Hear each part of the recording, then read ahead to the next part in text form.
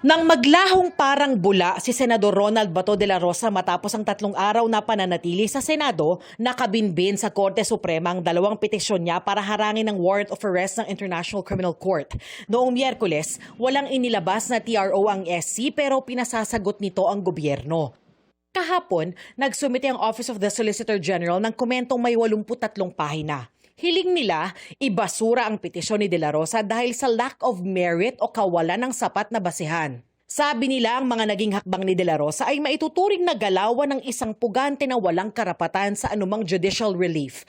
Maihahalin tulad daw ang posisyon ni De La Rosa sa isang taong humihingi ng proteksyon sa ilalim ng batas pero umiiwas namang sumunod dito.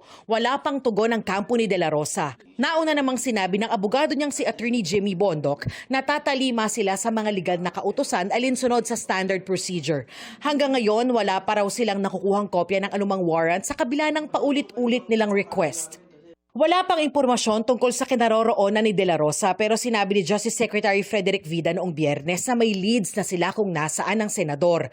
Hindi sinabi ni Vida kung saan ang leads nila. Pinunayan ni Senator Ping Lacson. Sabi niya, basic sa pagpapatupad ng batas ang hindi pagsasapubliko sa mga leads sa paghahanap dahil nakokompromiso ang element of surprise. Hinihingan pa namin ang reaksyon ng Justice Department. Gumugulong na ang investigasyon ng DOJ, DILG at Office of the Ombudsman sa nangyaring sa Senado noong Miyerkules. Naniniwala si Senator Erwin Tulfo na dapat makipagtulungan ng Senado sa mga investigasyon.